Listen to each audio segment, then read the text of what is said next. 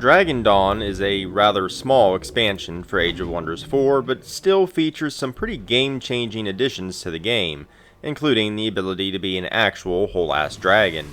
It also adds 2 new tomes with new spells and units, a new Lizardfolk body type for your factions, and a dragon-focused realm option to take on.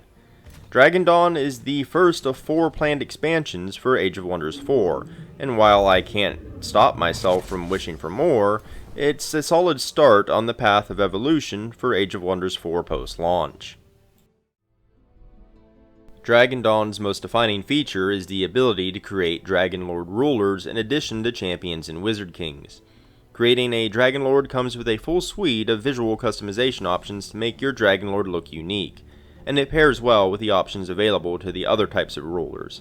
However, it's how a Dragon Lord plays that really captures the spirit of being a 2-ton ancient lizard of myth and legend. As a unit, Dragon Lords are exceptionally powerful compared to the other ruler types. Early in the game, they can take on most neutral armies surrounding your capital alone, which has the added effect of leveling them up quickly. Dragon Lords have unique abilities and traits that they can choose as they level, as well as transformations that correspond to the various aspects, such as astral and nature. Each one makes your Dragon Lord even more powerful, but also allows for just as much freedom in developing your Dragon Lord's playstyle as you would have had with any other hero. Such power does come at a cost. Dragon Lords can't use most hero items, and they have an initial upkeep of 30 gold, which is nothing to sneeze at early on. However, they also have a Dragon's Hoard trait, that grants you gold income for every item that you collect in Hoard. Dragon Lords are a great addition with a uniqueness that fully embodies the Age of Wonders 4 principles of playing your own way. While Dragon Lords are a distinct departure from champions and wizard kings, they remain every bit as customizable. They are also simply fun to play. You start a game with a unit that feels distinctly powerful and much closer to something you would usually only have access to many turns later.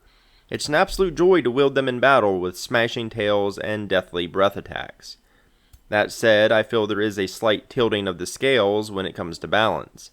By choosing a Dragon Lord, the biggest thing you're giving up is the bonuses that a Wizard King or Champion imparts. However, the sheer power that a Dragon Lord wields completely dwarves the other two. The steep upkeep cost of a Dragon Lord is less of a problem than it first appears, mainly because you don't require an army to clear early resource nodes. You can just use the Dragon Lord. As the game goes on, the Dragon Hoard mechanism more than makes up for it, as the gold you earn for collecting items outpaces that upkeep fairly quickly. It's not to the extent that you'll never want to play a Champion or Wizard King again, but you will always miss a dragon's destructive power when you aren't playing one. Dragon Dawn adds 2 new tomes to the game, a Tier 1 Tome of Evolution and a Tier 3 Tome of Dragons. Unlike other tomes, both of the new editions have split aspects of chaos and nature. The Tome of Dragons is obviously more flashy, as it grants you the ability to train young dragons and transform your faction with draconic attributes. However, I think the Tome of Evolution is much more special, because it makes certain playstyles much more viable. The Tome of Evolution has a couple of units that evolve into bigger units if they survive long enough. However, it features spells and enchantments that specifically target all units that can evolve. There are a lot of those units in the base game, from young beasts to lesser elementals. Those spells make those units stronger, increase the experience they gain, and overall focus on making those creatures evolve. The Tome of Evolution single-handedly makes it viable to forge a playstyle focused on evolving those creatures, and it has great synergy with plenty of other tomes, including the Tome of Dragons. Beyond the tomes, the Lizardfolk body type is interesting, with plenty of visual customization, but like all other body types, it has no mechanical impact beyond the visuals. The new Ashen War Realm option is certainly a doozy. It pits you in the middle of a war between 2 factions of powerful Elder Dragons. Age of Wonders 4 is all about options, and Dragon Dawn's additions increase those options, and that's simply a great thing. At just $10, Dragon Dawn adds a small but meaningful amount of content. The Dragon Lords and new tomes are great new additions that further elevate an already great game. Any complaints I might have mostly boil down to wanting the DLC to be bigger. I want more Ancient Wonders, Cultures, and Tomes, but that desire is simply too ambitious for such a small content pack.